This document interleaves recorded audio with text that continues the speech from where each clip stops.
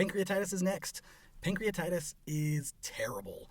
This is a very painful way to exist, and it can be life-threatening.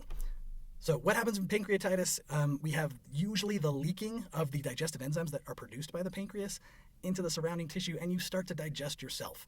This then leads to increased inflammation. That inflammation then further exacerbates the release of these digestive enzymes, and so we get kind of this, again, positive feedback system where you're self-digesting, and it does not sound fun. Again, we have an acute and a chronic version of pancreatitis. Let's look at how it's brought about. So as a quick review of the function of the pancreas has both endocrine and exocrine functions. The endocrine portion is the hormone-releasing portion. It produces insulin, it produces glucagon. But the majority of the cells in the pancreas are actually exocrine cells. These produce secretions that are made that are going to be dropped into the small intestine.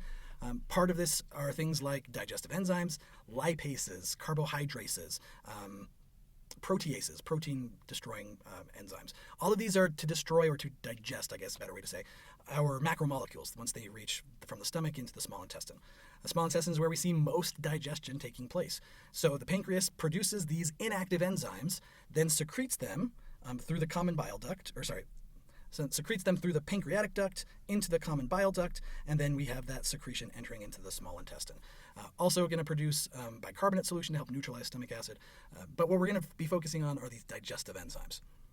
In acute pancreatitis, something is preventing the flow from this pancreatic duct through the common bile duct into the small intestine.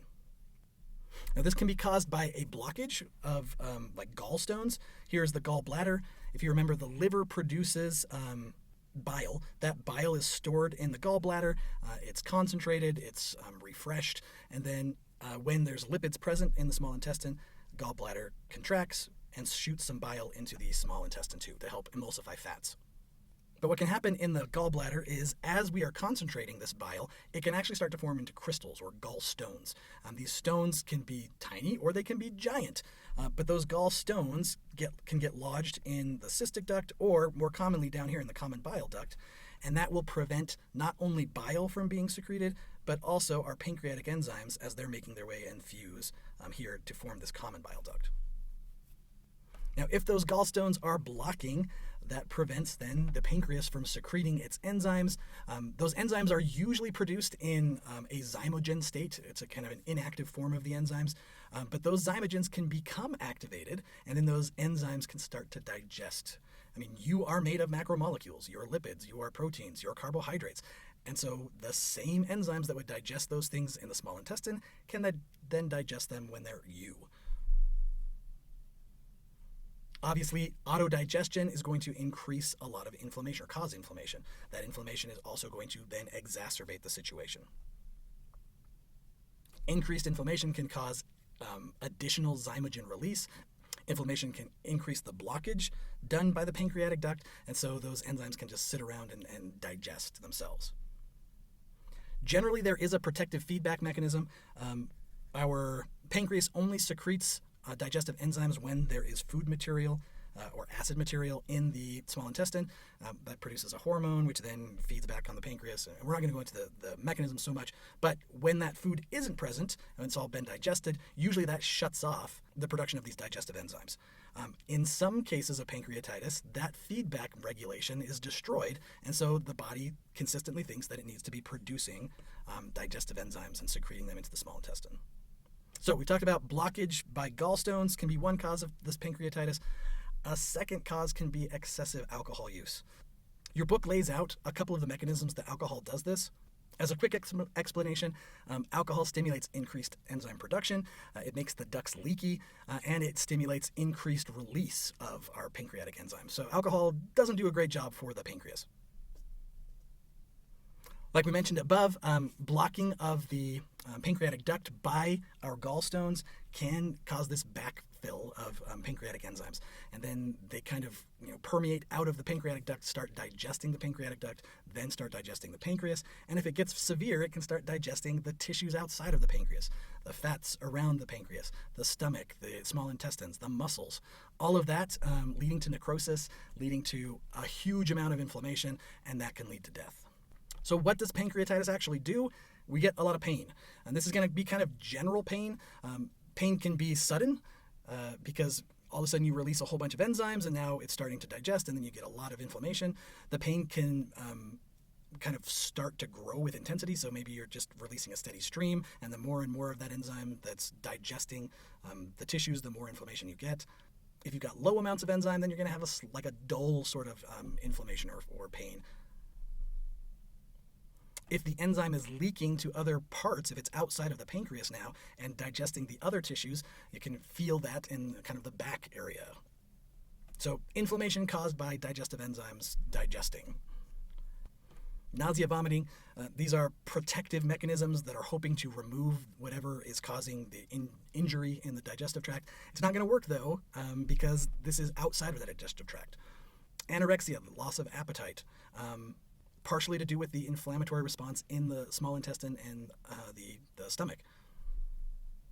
Diarrhea, another protective mechanism for the gastrointestinal tract, is to increase motility, to get rid of injurious agents, anything that's forming some problems there. So the body will increase the motility, hopefully to flush that out.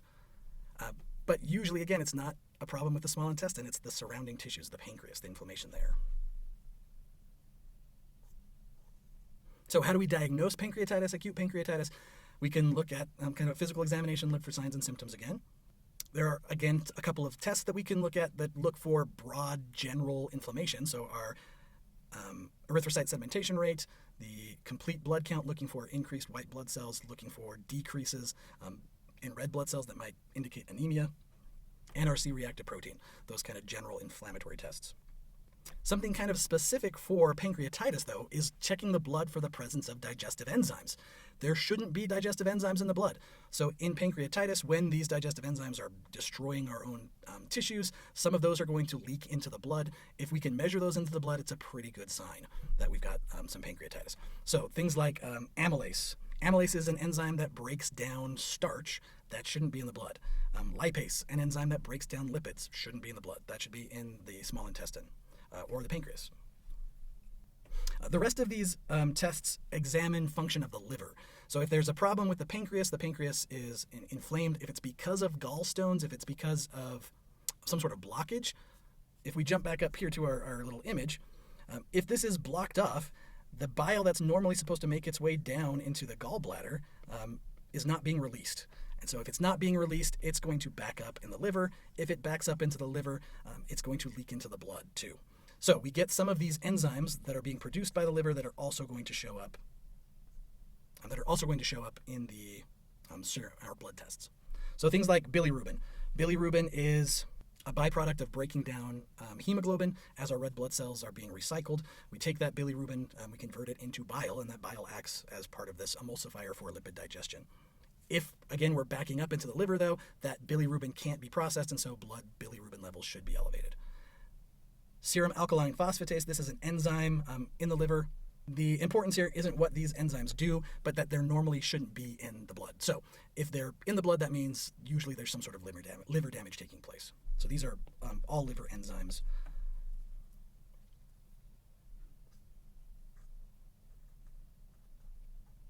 How do we treat acute pancreatitis? Again, it depends on what's causing it. If it's a problem with a blockage due to gallstones, we got to remove those gallstones. If you're seeing excessive vomiting and diarrhea, you need to replace fluids. Usually pancreatitis is extremely painful, so we're going to add some analgesics to help deal with that. In chronic pancreatitis, there are a couple of reasons why this can develop. For example, we've talked about in acute pancreatitis the use of alcohol and its different functions on the pancreas. Again, they're causing extra digestive enzymes to be produced, extra digestive enzymes to be secreted, making the pancreatic ducts more leaky. All of that alcohol use, if continued, is going to lead to chronic problems with the pancreas.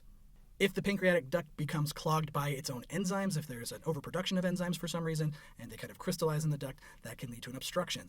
The obstruction then will produce pressure as there's backup in the duct. Fluids keep getting secreted.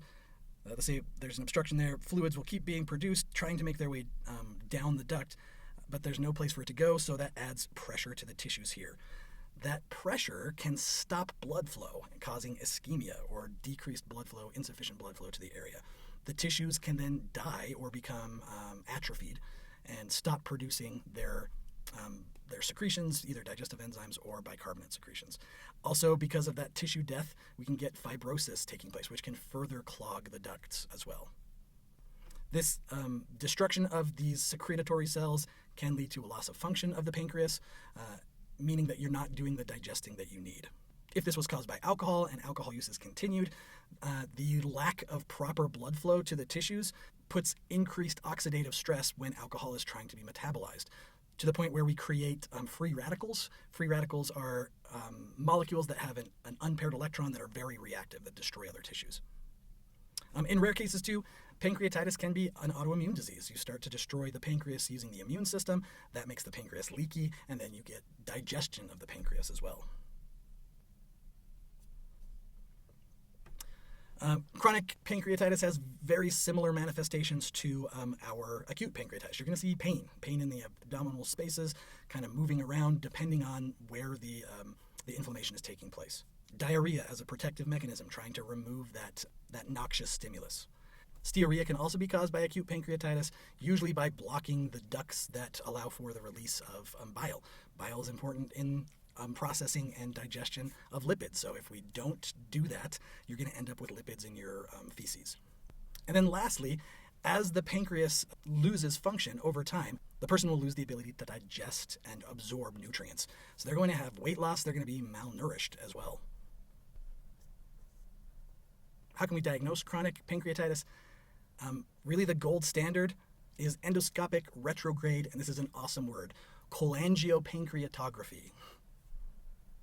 That's a big word that means we're going to put a tube down your throat and then turn the camera up into the common bile duct through the sphincter of Oddi. So down here, down into the stomach, past into the small intestine, down through here, and then we're going to inject a dye into the tubes that connect to the gallbladder, that's the coleo, and the pancreas, the pancreatography. That dye is going to help us detect whether there is an obstruction in the pancreatic duct. If there is an obstruction, they can go in and surgically fix it if needed. Other things that we can look for to diagnose chronic pancreatitis, again, looking for serum amylase and lipase levels. Although with acute pancreatitis, this is pretty common to find. In chronic pancreatitis, as we start losing function of the pancreas, the levels of amylase and lipase that are leaking into the blood are going to be a lot less and harder to detect. Other things that they can do is while they've got their tube down here, they can take a sample of the secretions being released by the pancreas and detect for concentration of enzymes, the amount of bicarbonate that's being produced, to make sure that the pancreas is actually functioning. How do we treat chronic pancreatitis? Again, we manage pain as well as we can. There's going to need to be some changes. If this is caused by alcohol use, you got to stop. If it's caused by smoking, a possibility, you got to stop. Exercise in general is good for decreasing inflammation throughout the body. Adequate nutrition, making sure the body is able to heal itself, especially with chronic pancreatitis where the right amount of enzymes aren't usually present to have proper nutrition. So making sure that we're providing that additional nutrition so that body can heal itself. And then surgery.